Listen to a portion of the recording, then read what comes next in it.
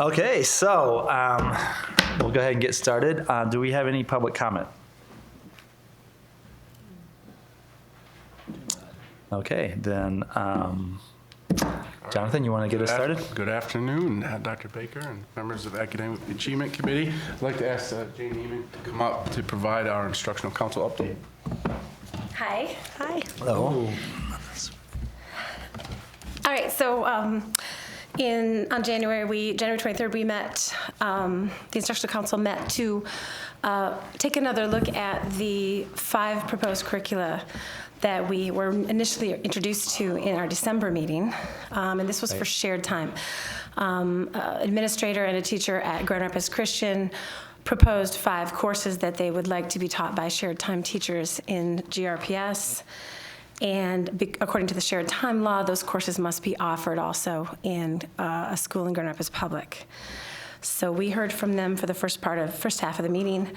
There were 5 courses proposed: relational health, child development, nutritional health, skills for living, and a fashion design class. So they all looked interesting. We had some concerns about cost and also the ability to offer the courses, since the skills for living in the fashion design class, Christian has a class with about 20 sewing machines, and we don't have any sewing machines that we're aware of in the district. And then there was a cost per student for materials. She estimated that at about $50 per student. So that is being looked into as an option, but at this point we need to have the resources, so that was passed on for further analysis to see if, grant money could be found to purchase sewing machines, or if this would be of interest to students. The relational health was a more in-depth sex ed class, and therefore would have to be approved by the sex ed board. So that was referred on. That would be a junior senior elective. The nutritional health was mostly a cooking class, and since many of the stoves were removed from a lot of the high schools, we weren't certain that we would have the facilities to offer that class. However, I believe with renovations at Ottawa Hills, Mr. Lewis said it might be possible to offer that class there. But it's so many of almost all of the courses that were proposed they sounded good, but we needed further investigation in depth to see if GRPS has the resources to offer those things in one of our buildings or several of our buildings in order for it to be taught by a shared time teacher at Grand Rapids Christian. There is a teacher at Grand Rapids Christian currently teaching these courses, and she wrote the curricula. So we asked her to revise some things. She did not have any assessments, so we asked for revisions. Those were emailed to me at the end of January 30th, and so we're passing those on to the executive director, Rodney Lewis.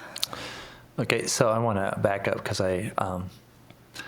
this was brought to the Instructional Council by this teacher who's a shared time teacher. No. And wanting to, no, who brought these courses? So Tim Fournier, who's in charge of shared time, and Rodney Lewis said that a teacher had written curricula. There was curricula at Grand Rapids Christian, and they would like that to be taught by shared time teachers from GRPS. It's currently not being taught by a shared time teacher. It can't be unless those courses are offered at GRPS. Right, okay. So there's a teacher, so is the teacher was, who wanted them to happen here in Grand Rapids Public Schools? Sure. Yeah. So I'm just trying to get that clear. That it be offered here if one of our shared time teachers teaches it. So let's back up a minute. Okay, yeah, because I thought I was getting a little bit confused. So in order for us to be able to teach any Would you mind passing the mic over? That sure. way, make sure it's. So we have shared time. Our teachers teach in private schools, Right, electives. correct. Some of our private school partners were asking if there were these 5 courses that could be taught at shared time next school year. And we said, we have to follow the process. Okay. We have to take it to Instructional Council. So it was the initiative of the private school who was interested in sharing the load of this particular teacher by getting this teacher to be able to offer the same classes for GRPS. Correct, but Okay. there's a catch. Okay. Number one is you have to follow our process and take it to Instructional Council for approval. And number two is GRPS needs to, by law, be offering it to our students. So we have not Correct. Right. promised Right. that we'll be able to provide shared time teachers for these Okay. courses. But being good partners, we brought it to Instructional Council and we had the conversation about it. Okay. And so this is now, so that's clear, I think. Everybody clear on that point? Okay. The second thing is, some of them sound really interesting. It would be great to have them in GRPS. Were they something that they were offering just to happen anywhere, or they just need them to happen at one location? Because, like, for instance, the fashion design would be great to happen in the design program at Innovation Central, and perhaps the other courses would happen other places as well, if it was possible. Or was it just any school that would be interested in, they just need one It school? would be to any able to high, do it? any, we would just need one Okay. secondary to be interested. We had the conversation about resources and how we could get sewing machines and materials, because we know that our students would need, they can't, many of them do not have the resources for the materials. So when and if we offer the courses, these courses, especially the fashion design course, we would make sure that students had the resources to be able to be successful. Correct. So this is aside and maybe not the right place to bring it up, but I'll do it anyway. So, no, I was approached by a community partner who has their own business. In fact, some of you might know her, Janae Brower, who has a business that she creates fashion that's usually like accessories that get sold, and she's asked about the possibility of Innovation Central design students being able to do something with her. And I happen to know, because I happen to just coincidentally have a son who's trying to get into a fashion design school, of the significance of having some background in having experience with the sewing machine is kind of a general level. So we would be, so students that are perhaps in the design program would not be able to get a design program if they didn't have at least some minimal experience on a sewing machine. So I would realize that these all sound exciting. We would need to figure out the resources, and I definitely appreciate the process. But I would just say that it would be nice to figure out if there's a way that we could make some of these possible for the students. We saw it as a win-win, Yeah. win-win for being a good partner, plus especially win-win for our students Yeah. to be able to offer more Yeah. courses. So that would be, yeah, so that's fantastic. I really appreciate, the process and doing the work and bringing it forward. So it was confusing though, but it's, okay, good. So I have a couple questions. So as the Instructional Council, we're looking at these classes,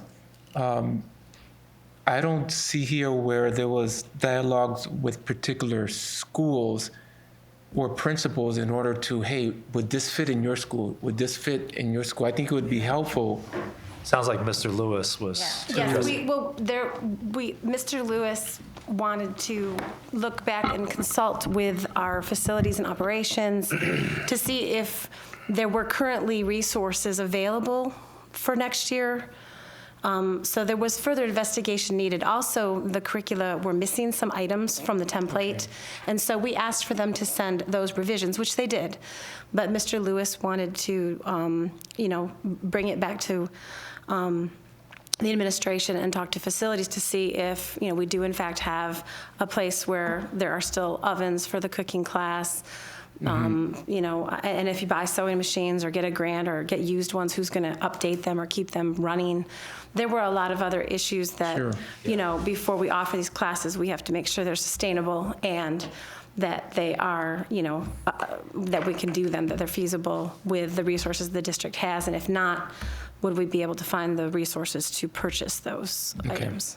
Reverend Matias, elective courses at the high school level are student-driven, right? So there would be a conversation with students and counselors and teachers before they schedule their classes for the subsequent school year. So when they are going through what we call a star scheduling process when they're picking their classes. If there are new classes, students will have the curriculum guide, which will explain the course.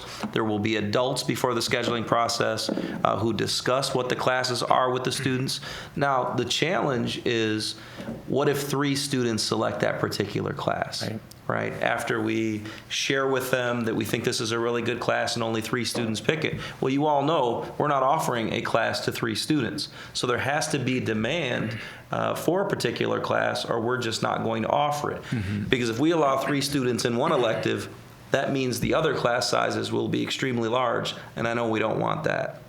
Right? So I think, to Doc's point, it is wonderful that we're working together and that the private schools have great ideas for what they want to see in classes. But ultimately, if it's not good for GRPS, we can't offer it, and therefore they can't offer it.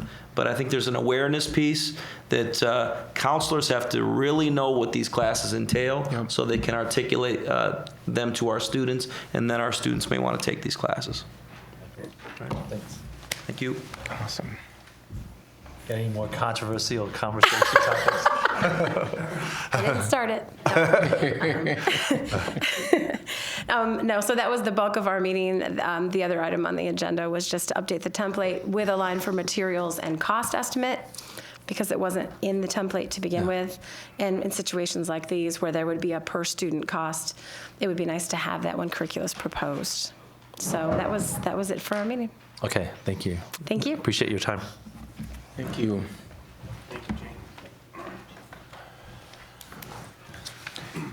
Didn't the president say that we're going to have classes for ed classes? Didn't he just promise that? Oh, the president? Yeah, didn't he just say that That's, we're going to have vocational ed now? Fits right in with, no? Oh, okay. Well, Sharon I'm was sorry. meeting with him earlier this week. All right, so next on the agenda is our K-5 ELA curriculum update and ReadyGen proposal. And before I get started, I would like to welcome and introduce some guests that have come to support the process today. So first of all, I have Jackie Westover from Coit, 5th grade teacher at Coit, and Emma Wachowski, 5th grade teacher at Aberdeen. So I'm very grateful for you being here and taking your time out to support this process. We also have some friends from that work with ReadyGen through Pearson. We have Barb Clehall behind me here. She's our lead literacy specialist. Michelle Rogers, who is our account general manager, and then Katie Zillich, who's been working throughout our pilot process supporting our teachers as a coach, Pearson coach. So we'll have an opportunity to have you, but I just want to say thank you for being here to support this today. So. Okay, thanks. So where I'd like to start is to talk about an ELA update as far as where have we been over the last 10 years or so with ELA, and this is specific to elementary, K-5. So in 2010, GRPS purchased a program called Reading Street, and that has been our elementary core ELA resource from that point on. And a few years ago, we did adopt, the state of Michigan adopt Common Core state standards, actually more than a few years ago. And so this process is really trying to get ourselves aligned with instructionally and with resources to the expectations and instructional shifts that come with the state adopting the Common Core state standards. So currently what we have in existence, it really does not align to Common Core. And it really only partially meets the expectations, in particular kindergarten through 2nd grade.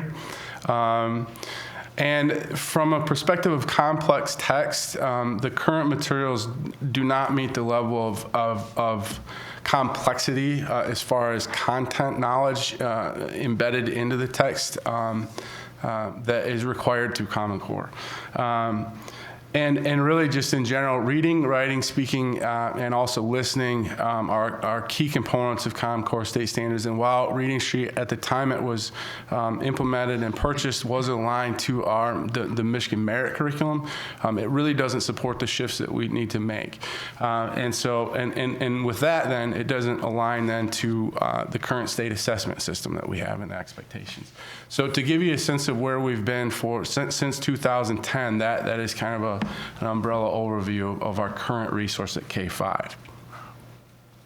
Now, here's some data for MSTEP that we have had. So since 2015, I want to recognize that in elementary, MSTEP assessment begins in 3rd grade. So we have 3rd, 4th, and 5th grade data.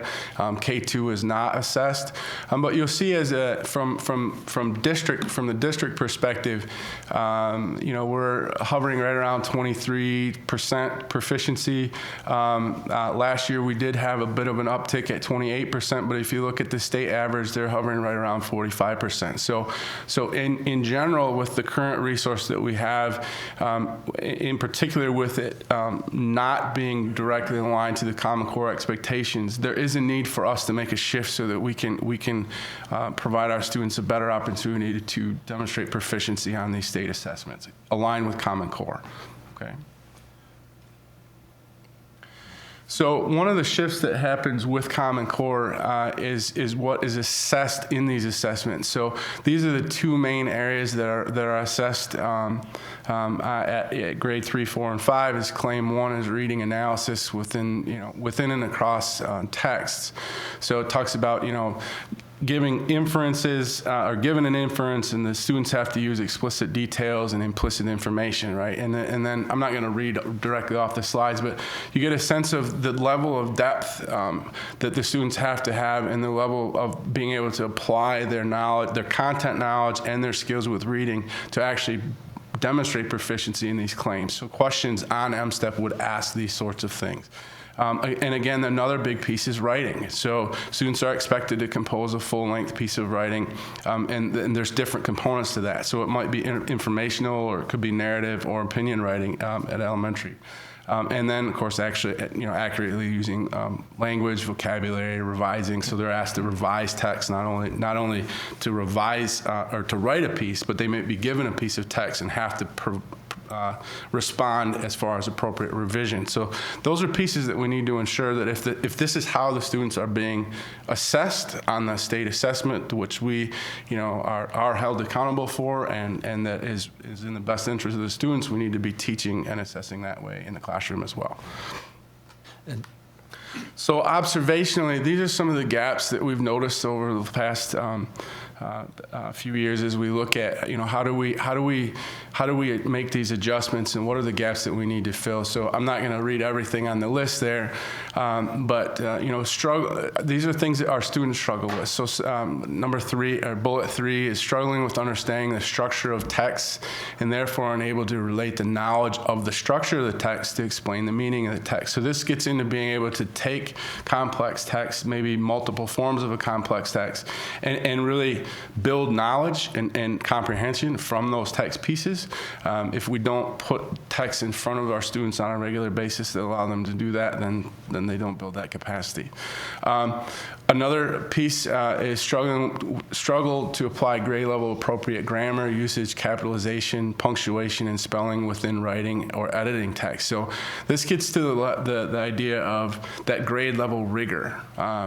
We want to be working with our students on grade level content, building grade level knowledge. And one of the challenges that we've had in the past is we've had an over-reliance on level text. And what level texts are, so for instance, if we talk about Lexile levels of students, it might be a level that the student is currently comfortable with reading. And so we might have an overabundance of level texts that the students engage with, but those level texts may or may not be at grade level, right? And so the goal is to get students to read and comprehend text at grade level. So there's nothing wrong with level text, but you can't simply rely on level text as the primary teaching source. The point is to get every student reading and comprehending at grade level and writing.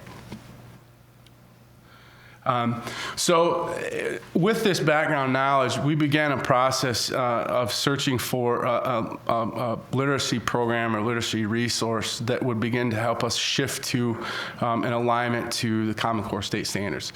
And so in 2017-18, Roseanne Waller, curriculum supervisor, working with some of the folks here in the room, and we talked to curriculum experts, looked at various programs that might fit that need.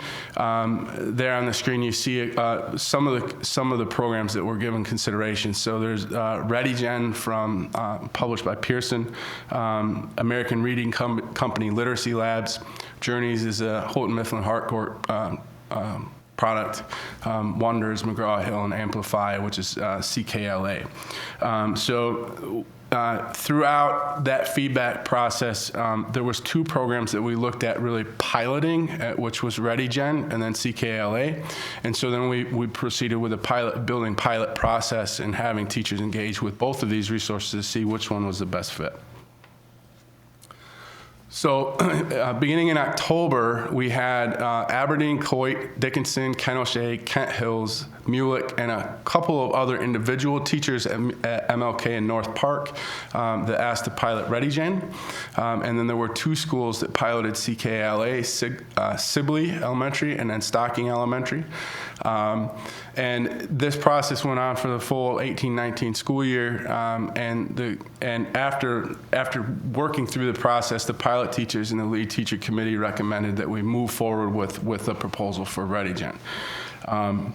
So in June 2019, all of this feedback went to Instructional Council and an update with teacher survey results and teacher feedback, student artifacts. And then for 1920, we continued the elementary pilot. So currently, there's still an elementary pilot, and we maintain the schools that were on the previous slide.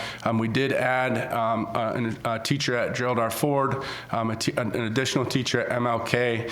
Sibley transitioned to all staff instead of just K2. And then Buchanan came on board and piloted ReadyGen, including their component, which is ReadyGen Biliteracy, which is a Spanish version, so that to support their bilingual model. And then we continued to work with our teacher leader group throughout the course of the school year. So they've been working with monthly PLCs and after school planning and ongoing coaching support. So that's where we currently stand with this process. These are some highlights from the pilot schools that have been using ReadyGen over the past, from this previous school year. And you'll notice that in 3rd grade, we had significant increases from teachers or classrooms in Dickinson, Aberdeen, and Mulek with 2.6%, 9.5%, and 10% respectively. And those are changes, those are percent changes, so that's not the level of proficiency, that's the percent of change that happened within 1 year on MSTEP after implementing this. As you can see, similar results in 4th grade at Mulek, Dickinson, and Aberdeen, anywhere from 2% up to even a 15% positive change in student proficiency. And then notice 5th grade, 19 all the way up to 27% change in student proficiency in those classrooms. Now, it is important to note that every pilot school in every grade level did not have drastic increases, but every school that was piloting at least saw some level of positive change in at least one grade level. And what we noted is that the teachers that really implemented with fidelity, they participated in the ongoing professional learning and the coaching support of some of the individuals that we have here are the folks that really experienced the most drastic improvements in student achievement. So, and I think that's really important to note, right? I mean, it's about fidelity of implementation and really learning these shifts, because it is a big shift after 10 years of instruction with another tool shifting to another, different expectations within Common Core. I just want to clarify these percents before you move on, because I don't want to misinterpret. So let's say we take Mulek at 10% in 3rd grade. Does that mean that there were 10% more students that that were proficient? Or does Yes. that mean that it Yes. went from 10% of 30% improved, or it went from 33% or This 40%? for a level that is denoted as proficiency on MSTEP, it was 10% more students in that grade level were so this- seen as proficient. So it's percent change, and that would be from the previous school year to this school year. So does that make sense? Everybody? That makes sense to me. So I'm just going to throw out hypothetical Yep. numbers. So if it was 30% one year, it was 40% the next year? That's right. Okay, so it wasn't 10% of the 30. Okay, so that's fantastic. No. That's what I thought. This is That's a what I thought you were change. saying. I want to make sure because Right. that's really pretty impressive. Yeah. No, I mean, you see what I was like, is it 10% of Yeah. the, okay. Yeah, you are that's- correct. Okay, good. So then at Ken O'Shea, you throw 27% on top of whatever the number was. That's Right. like probably doubled or something. Yeah, it's those are significant Close to the changes. state average. Yeah. And being mindful that this is just after 1 year of implementation. So I mean, and there are, I'm not going to say that it's only the result of the tools. We have Right. some fantastic teachers too, but this is highlighting some of those changes. Right. So, yeah. Okay. Okay. So what have we learned about this through our pilot process? Again, as I said, results were best when fidelity of implementation was maintained, and not just use, but really learning. And I can't say enough about the teachers that participated in the pilot, their level of commitment to participating in the PLCs and the kind of the lead teacher cohort and working with the coaches, and that level of commitment and fidelity was I believe what resulted in those changes. And the coaching and to professional development was crucial, right? So in the classrooms where we see consistent fidelity of implementation, even up to today, the results continue to be on an upward path. Again, the ongoing job embedded professional learning is necessary to ensure this. It's not about just putting a tool in front of teachers and saying, run with it. But we need to be able to provide the level of support so that we can mirror this type of success across all of our classrooms. So, and really moving beyond this phase one of just kind of getting the basics of, well, this is the tool, to shifting instructional practice. What is the pedagogical shift look like in classrooms to take this framework and really impact core instruction and student achievement? So here's some survey results. We did survey pilot teachers. We had 30 responses, and some basic feedback was, as the questions there was 3 questions. How do you view the overall quality and alignment of the ReadyGen resources? These are a Likert scale of 1 to 5, 1 being low, 5 being high. And you'll see there that 96.7% ranked it at least a 3, 4, or a 5, and 71, almost 72% was at a 4 or 5. So it was very favorable feedback. How would you rank the professional development and coaching support you received so far? Again, very favorable feedback with over 90% ranking it at least a 3, 4, or 5, and again, nearly 72% at a 4 or 5. And then, to what degree would you recommend district-wide implementation of ReadyGen as our K-5 ELA curricular resource? 93.1% had a 3, 4, or 5, and almost 68% were at a 4 and a 5. So I think that we really wanted to, again, follow the pilot process, and I think the most valuable feedback comes from the teachers that are implementing the tools, because we can learn from what works and what additional supports do we need to put in place as we move forward. Again, this is just after basically a year and a half, because we piloted last year and then into this year. So. We have been given some thought to a professional development plan that would mimic the support that was provided to the pilot schools, because we want to make sure that if we do move forward with these tools, that the level of support and professional learning, coaching, job embedded support mirrors that of what the most successful teachers had in the pilot, so that we don't lose that level of fidelity with a district-wide implementation implementation. So I'm not going to read every piece of this, but we would look at a couple full days of professional learning for our teachers to onboard them with the tools, and then really working with this cohort of 30 that we've developed through the pilot really is intended to serve as our lead teacher cohort, because they've kind of got a foot in the door and have obviously developed some skills that we would want to share across the system. So we would work with those teachers, and then the on-site coaches. So we want to make sure that there's access to the level of coaching and classroom support that was mentioned in the pilot program. So we would have 3 to 4 coaches actually on-site in the district, assigned to classrooms, working directly side by side with teachers to help support the transition with the use of these tools. And again, monthly ongoing meetings to do progress monitoring, assessing along the way. And then one of the nice things is we do have access to e-learning modules as well. So if we either want to, we have somebody that wants to jump ahead in their learning or needs some review, remediation, we're onboarding new staff in particular time, that sort of things, we have tools to be able to support everybody along their continuum of implementation.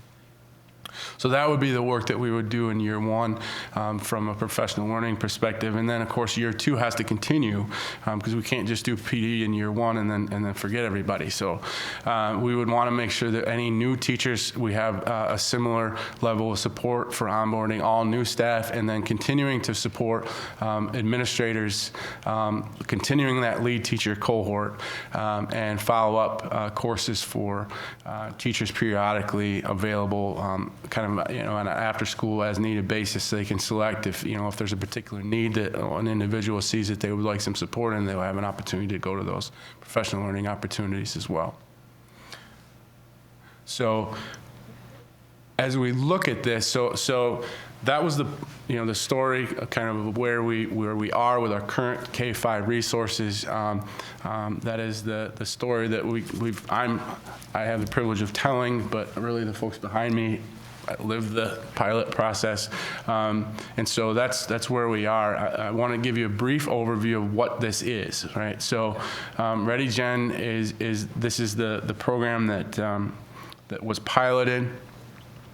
And one of the key shifts in literacy, there's 3 of them. So these are the shifts that we want to make sure that all of our students, all GRPS students, K-5, have an opportunity to be apprenticed in and work and build their competency in, is regular practice with complex texts in their academic language, reading, writing, and speaking grounded in evidence from texts, and building knowledge. Building knowledge is a huge one, right? And I think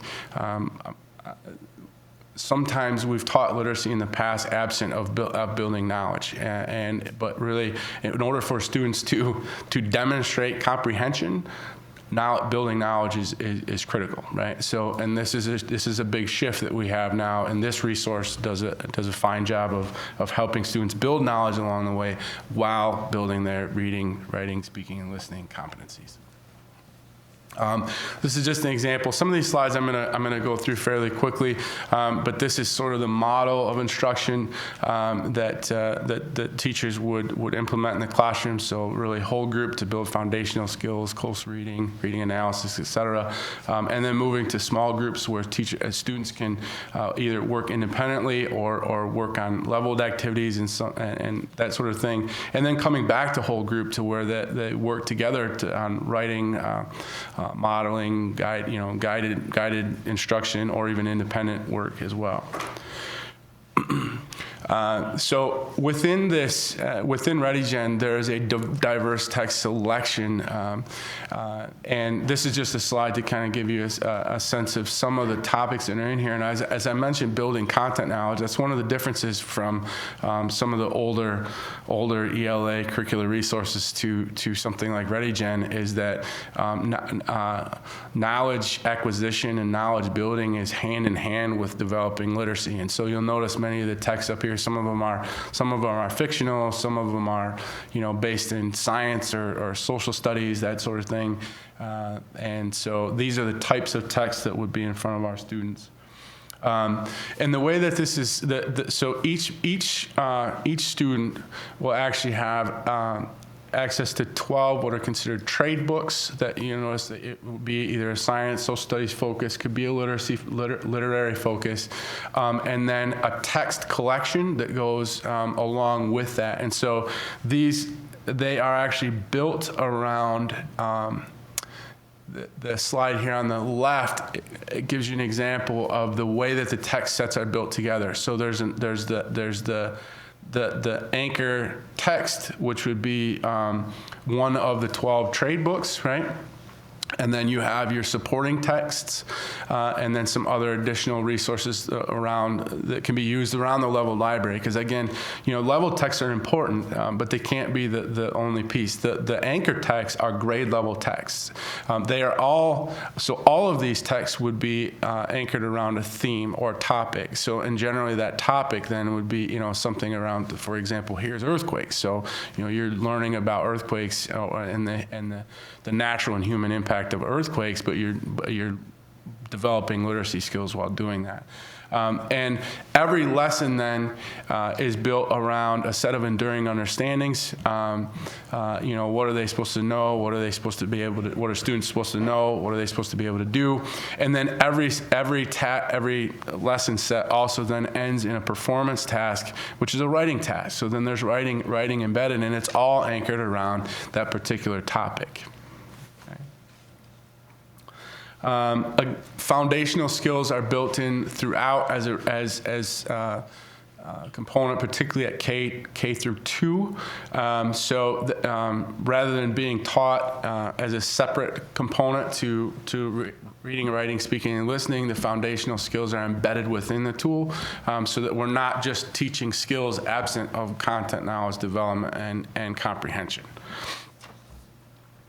And then these are just some examples of the foundational resources that are built within the program as well. So you can see there, decodable readers, picture cards, those sorts of things. But again, it's all done within the context of that thematic set, so that we're not doing skills absent of knowledge, right? We want those integrated.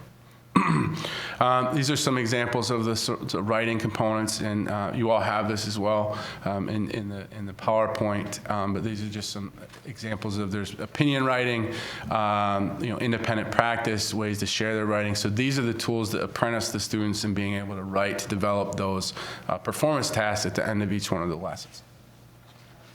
And then there's support for every learner, with scaffolded text. Intervention for writing and language, and everything is research-based within this, which is really, I think, a strong component. And what is really nice about this as well, about ReadyGen, is that it has there's printed text. I have some samples here if you'd like to have a look at that. But every piece of printed text is also available online. So then when we look at support for students at home or on the go, or if you're going to integrate technology into the classroom, every piece of printed text has those online supports as well. And it's platform agnostic, web-based, so it can be accessed anywhere. And this is another piece, as I mentioned earlier, about the connection to preparation for our state assessments aligned to Common Core. The preparations for MSTEP testing or MAP testing, the question stems, the types of questions, the way the questions are asked within the ReadyGen assessment tools are written and mirror the types of questions and stems that students would see on those high-stakes assessments, therefore apprenticing our students as they matriculate in the same types of questions that they would see on the assessments that we want them to be proficient on and that we're held accountable for. And again, this is the last slide about the tools, but this is an example. If a teacher is utilizing the digital tools, then there's immediate feedback not only at the classroom level, but even at the student level. Students have the ability to do some individualized progress monitoring. Parents have the ability to see how their child is doing on a progress monitoring from a progress monitoring perspective about mastery of standards, mastery of the Common Core claims, or areas where additional growth or support is needed. And how do they access that? So this would be based on online web account. So the parent would register. The student would be provided with an account, and the parent would be given that account as well. So so then that would be how, like at home, if they wanted to get on your smartphone or your tablet and be able to see these, as long as the digital tools are being used in the classroom, the digital report is available online. And does it toggle between languages? That is a question I think maybe can be answered by one of my. The materials are all authentic, and so if they were written in English, they're online in English. If they were written in Spanish, they're online in Spanish. So you'll see some of the Spanish resources here, but they're all authentic text with no translations. No, I'm just saying, like for example, Oh, if can I choose Spanish? Yes, I can. Yeah. Yes, if I would like, if I want as a parent for my results to be in Spanish, I can, under my settings, Okay. select Spanish. Yeah, because that would make perfect sense. If my kid was interpreting it for me, it might get lost. But if I can see it for myself, then I know, oh, Johnny, you're not telling me the truth, man. And his son is, no John. So he learned the hard way. And he would do that, so I know. That's awesome. Thank you. Thank you. So at this point, I wanted to have an opportunity to, any additional questions, but I also wanted to invite my the two teachers that were gracious enough to provide their time to support this, and just offer a couple of comments about their experience. So if Emma and Jackie would like to come up, this is a time to do that. So I'll kind of slide over. Just want to. And then did I understand that Katie is the coach? Yes. Okay. Yes. So yeah, if she can come up too, because I want to hear the perspective of a coach. So you had said 3 to 4 coaches or something. Would those be new hires for the district? So those would be partnership coaches through Pearson. From Pearson, okay. So so Katie, maybe you can just explain that a little bit, because that's Katie's role. Okay.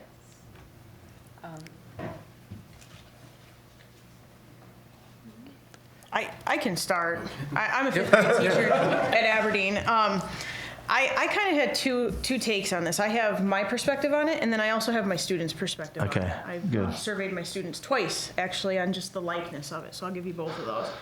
I truly appreciate ReadyGen because it is cohesive. Everything is together. They are authentic text, as it was said earlier. My students love reading a whole book rather than part of a book. And that was one of the struggles that we had with Reading Street, is that we'd have a lot of 3 or 4 chapters from a book, but it wasn't the whole thing.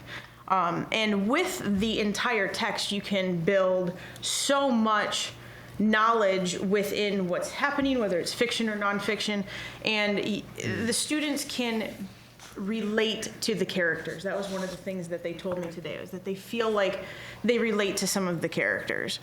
The variety of text is incredible. They're not all the same. They are deep for 5th grade. Sometimes we struggle, and that's what we want. We want them to struggle. The curriculum itself leaves a lot of room for me to be creative, and I appreciate that, because although it's nice to have it all outlined for me, I really like to throw in my own perspective to it, or my own activities that I've done in the past that work well. And so it does allow me some space to do that. And then another really nice thing is that when I have to leave, if I have to be out, subs can follow it very, very easily. I don't have to leave busy work. I can leave the authentic stuff that we were doing or planning to do without disrupting my plans that I've planned 2-3 months out in advance. When it comes to the students, I had students say that they like the interesting books. They like the vocabulary webs that we do to build knowledge on word understanding.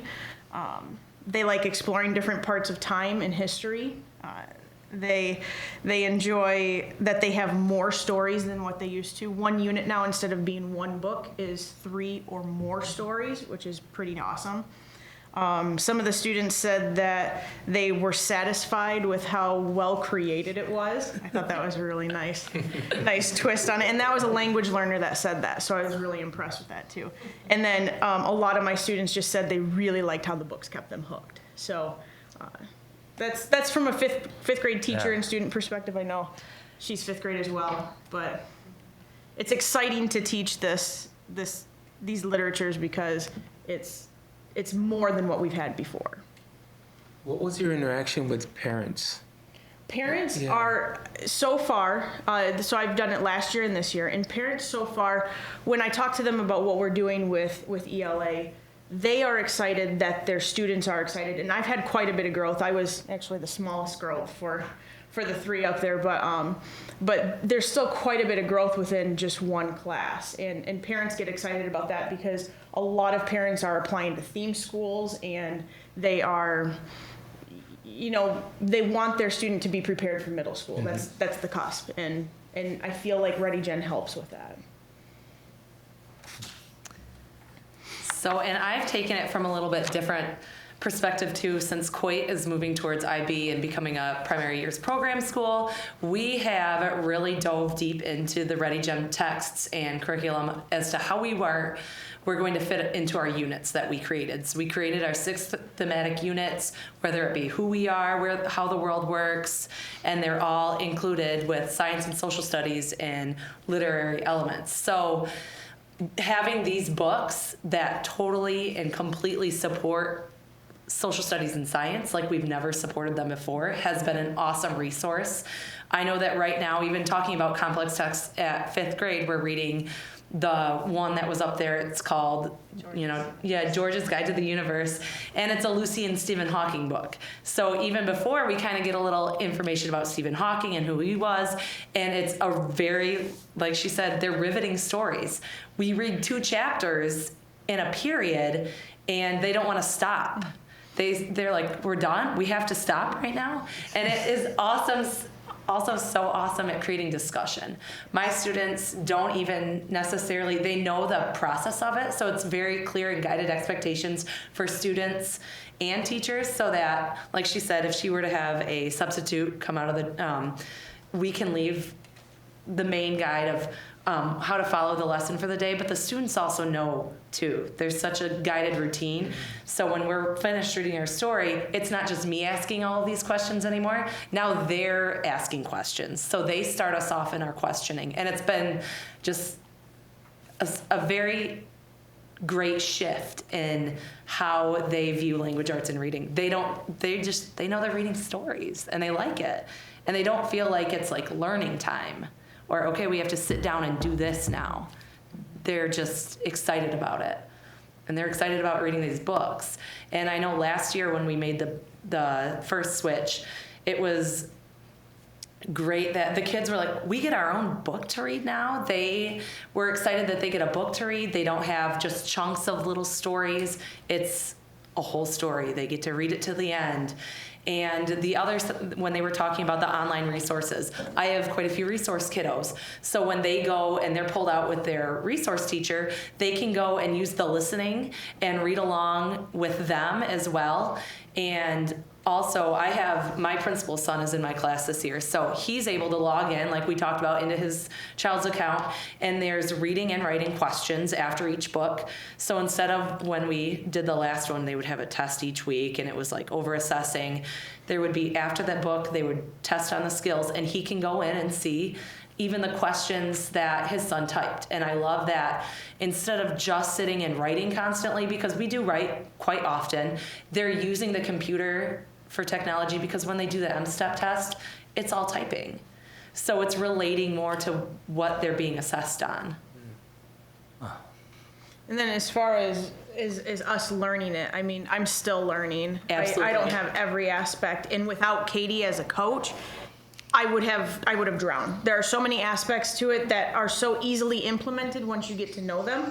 But without a coach, I don't think I'd be able to do that all on my own. So her part in it is super crucial too, because she knows every little part of it and knows how to break it down so that we can start implementing it in almost a scaffolding way. Right, because it wasn't overwhelmed. We weren't overwhelmed with the material at first. We were broken it down, just like how we would, scaffold for our kids. And we were given, even the last time I met with Katie, I found out a new piece that I was like, oh, this is great. This is awesome to have. And I've been able to share that with other teachers on our staff, and it's been wonderful having the support. And that was our big thing when we met too, was we would want to continue having support or having someone come in. We know with other curriculum in the past, we'll get 1 year of support and then nothing. And that's not fair to teachers. That's not fair to new teachers. So if we were given this material, we would want to do it with fidelity because we see it helping our students. No, I counted something like, at least the pilots, something like 10 schools, right? And this would be expanded to what? All of our schools? Yes, so this is the proposal is to expand to, that's okay. Mind if I- No. Yep. So the proposal is to expand to the K-5 district-wide. So right now, yeah, you're right, the pilot was approximately 10. Roughly 10 schools. Roughly 10 schools, thank you. And this is going to the finance committee next. Yeah, correct? so that's the idea. So we wanted to make sure we follow a process and get feedback from the Academic Achievement Committee first, and then the Yeah. next step would be to go to That's finance. so that's why it's here. So- Yeah. So in terms of coaches to all of our schools, what's the ratio? What are we going to see? So the plan currently that we have, because we wanted to model what the ratio was in the pilot, which is it was approximately 7 to 8 schools per coach. And so when we look at the proposal that we have now is to actually add 2 more Katie's, right? Yeah, so coaches. then we would have, so then we would have 4 in systems. So then that way we would have approximately a ratio of 7 to 8. And then we're also trying to build the capacity. We want to build the capacity of our lead teacher cohort because the more internal capacity we have with those folks, then we can continue to provide that support as well. So. And then what would that look like for the lead teachers supporting? Would that be? That would be building. That would be in their building, but then also supporting discussions. For instance, in ongoing PLCs, providing PD, either reoccurring PD or district-wide PD days. Those would be where we could lean for support from the teachers that have been building their own capacity. Is that like Schedule B, or is it just like volunteer time, or? It's not a separate schedule. It would be. I'm not talking about pulling out of the classroom. These our folks would stay in classroom. That's why we want to have the side-by-side coaching from the Partnership Plus coaches. Plus, remember, we do have our curriculum supervisor as well, Roseanne Wall, and then we have an internal ELA coach. Kelly Slater. So again, it's not just the Partnership Plus, but those ongoing people that we can have that side-by-side coach. Okay. And so that's part of the retooling, so to speak, that you guys are going to work on. One of my concerns would be that they're not in a silo, meaning our teachers. How do they get to cross-pollinate with MULIC and other schools to say, hey, this is what we're seeing. What are you all seeing? Can you speak briefly about because you've been working with that with the. Currently, we have monthly meetings with my lead teachers that generate between 20 to 25 teachers, and that's between the 8 schools that are currently doing it K-5. And within that, many times my lead teachers will come in, sit down by different grade levels, mix them up with the different buildings, and they'll sit there and collaborate. We have opportunities after school to do coaching with me, and we have opportunities to do more of like a learning lab. I currently have 2nd grade teachers at Buchanan that would like to look and watch another 2nd year teacher doing ReadyGen so they can see how it all works together, and being able to do opportunities where they can do learning labs and they are able to do PLCs. I know there's a couple of buildings, I believe MULIC and I don't know if Kent Hills and Aberdeen sometimes do their PLCs together, so we get different grade levels like that. And then the PD days the district offers My lead teachers will come out and do different PDs with me, so they'll dig deeper into ReadyGen and looking at those resources and then bringing that back to their classrooms and then being able to support their classroom teachers in the areas that they just received additional PD in. And I know we're just 2 fifth grade teachers here. That's the one thing.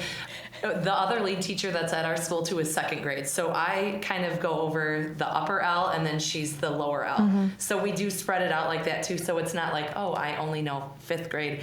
We try and keep it grade level balanced as well. So And I do have I'm a not sure variety that of was touched teachers on. between kindergarten and 5th grade Right. that are participating in the lead teachers. So I do have, I think, 2 or 3 of each grade level that participates and brings that back to their buildings.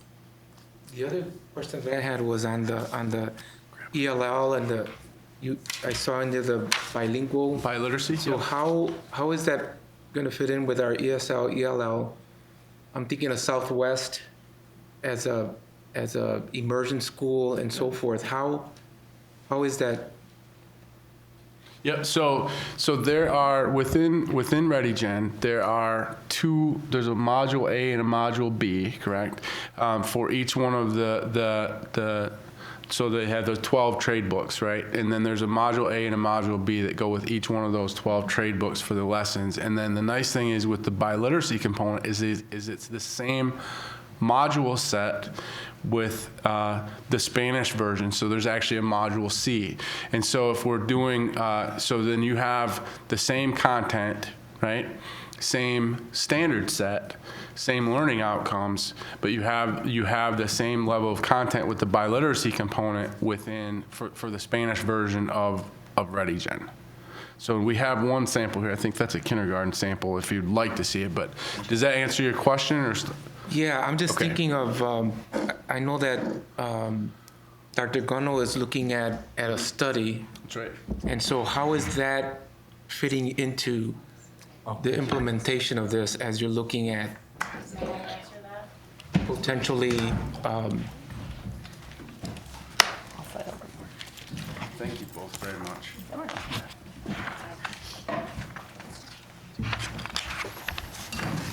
One of the reasons we like ReadyGen is because of that biliteracy component that would also be for the dual language immersion and for the bilingual transitional. As a matter of fact, we just went to Illinois to visit 2 schools, one school district, Woodstock, Illinois, uses ReadyGen in their dual immersion program.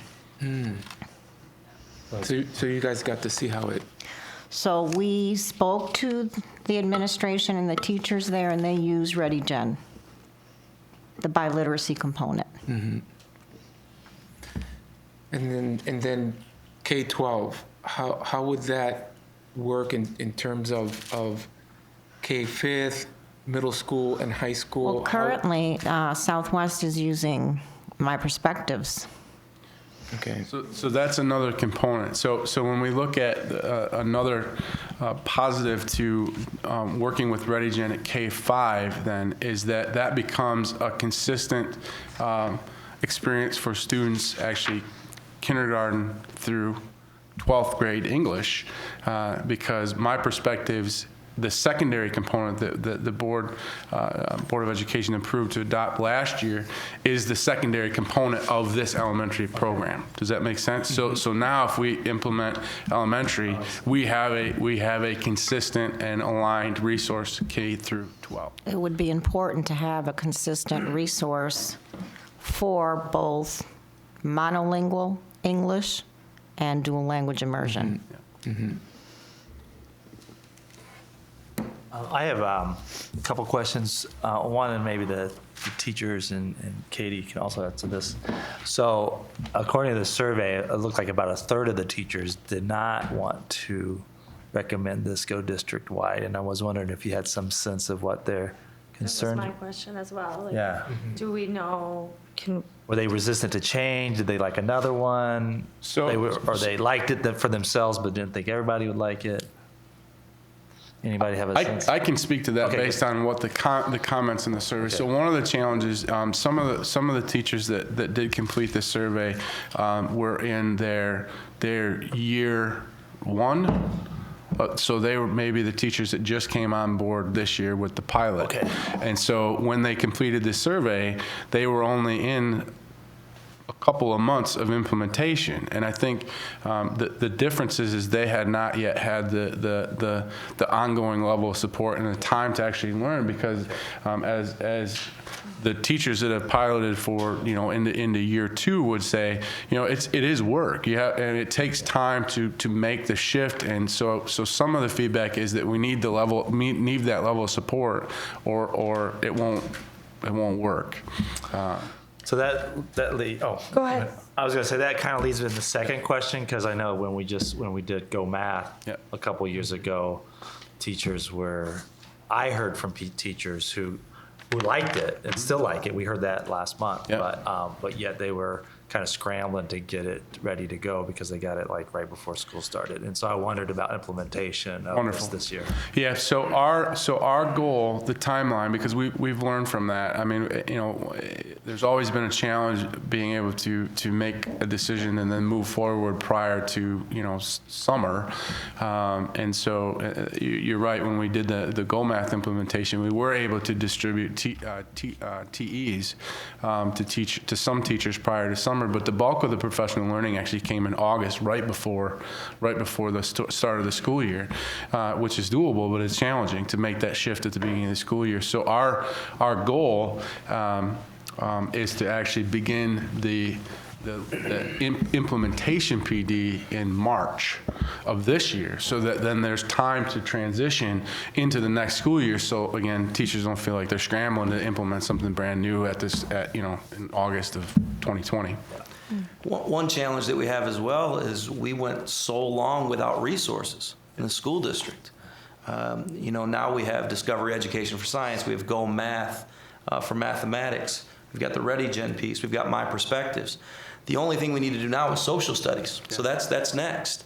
And a dilemma that we always have is, how much is too much? Do we stick with Go Math when we went back to Discovery Ed? So do we do Discovery Ed for a couple of years, and then do we transition into mathematics? And then do we it would take us 20 years to get the teachers the resources they need. So it's a dilemma that we have. We have to be very sensitive to it, especially to those elementary teachers who have numerous preps.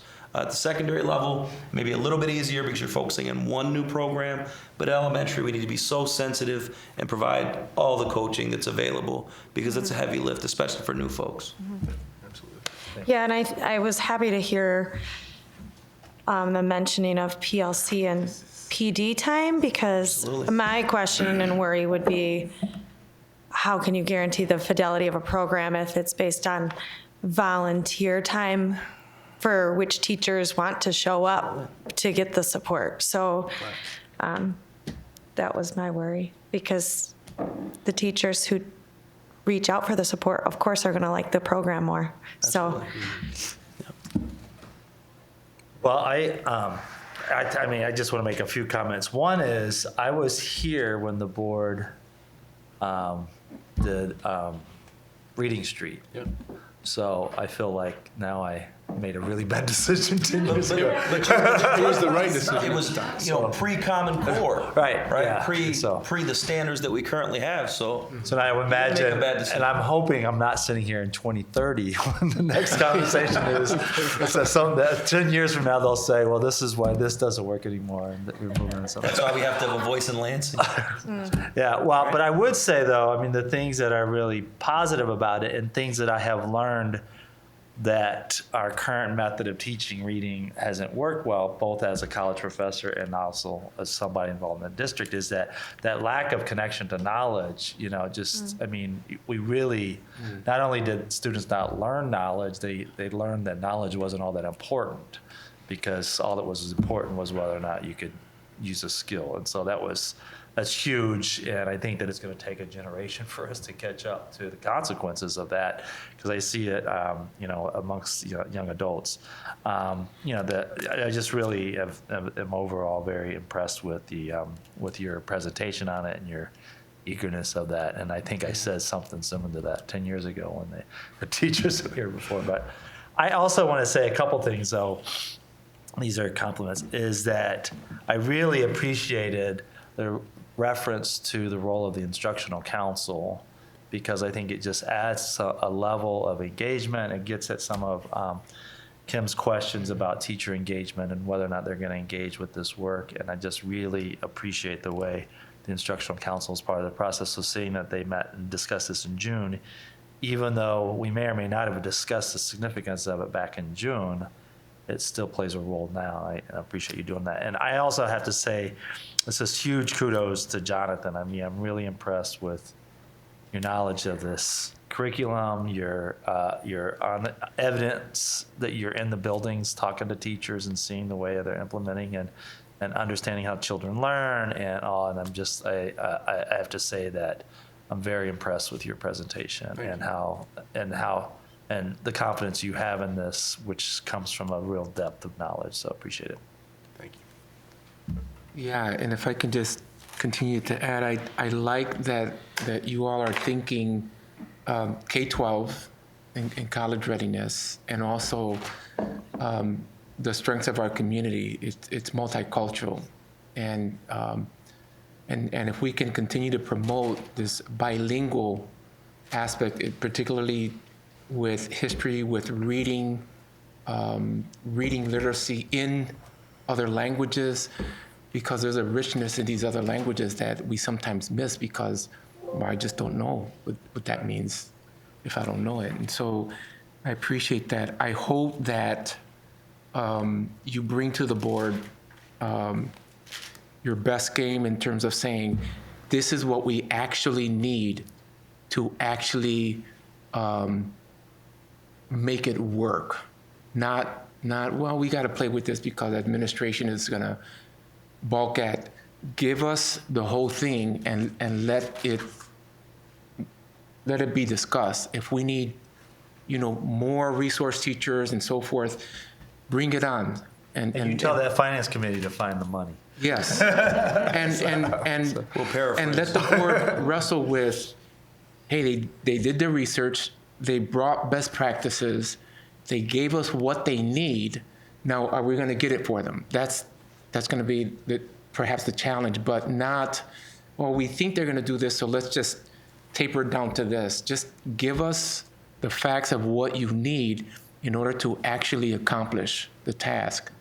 And then, let the argument begin, or let the discussion begin, so that we can also show the public, hey, this is what we need. These are the supports we need. And certainly financially, if there are partners or others, that we continue to leverage that. But I hope that you brought your research, that you've said, these are the instructional coaches, this is what we need per building and so forth, so that we can actually see what needs to happen, and then challenge us to do better and get there. Absolutely. Or challenge ourselves. So Thank you. We will. Anything else? All right, so I don't think that we need to make I mean, you're bringing it to the committee, and we certainly Thanks are for all the eager to information. do it, so. And thanks for having teachers here, because yes, thank it's you. good to hear from them. All right. All set? Thanks for your time. Okay, is that, future academic topic discussion. I do want to have this discussion with also President Grant here to engage. So there is a item that we need to discuss at the next, we discussed a couple things. One of the topics, and Jonathan can remind me what I talked about last week, but one of the items was the role of the academy advisory boards, and how those work, and whether or not we can create more resources for them to be more effective.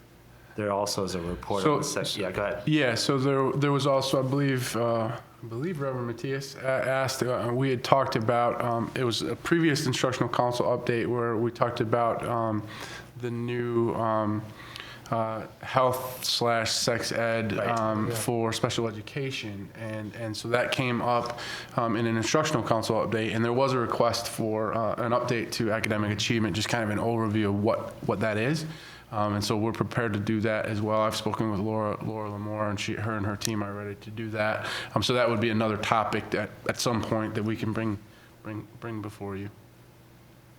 One thing, if you can remember, Jonathan, as I want to like remind, we do have only one new committee member this year, but last year we discussed the role of the Instructional Council at the beginning of the committee year.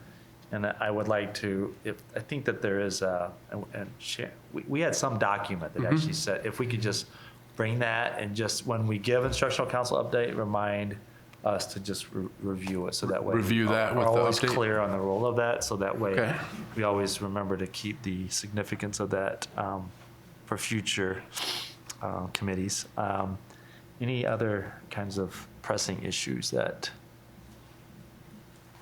I think that should get us, we can probably do both of those two major ones next, the advisory. So we'll do the role of the Yeah. advisory councils for the new academies, right? And then an overview of the health/sex ed for special education, and then coupled with the next Instructional Council update, we'll have just kind of an overview of the role of Instructional Council. Okay. Yeah. Yep. And then also, if it's okay, when we meet to discuss the planning for the next meeting, if we could see if Jen Schottke could join us, because she is an advisory board member, and it would be nice to have her input to remember to ask the right questions. Okay. All right, then we are adjourned. Thank you. Did you want to bond? So.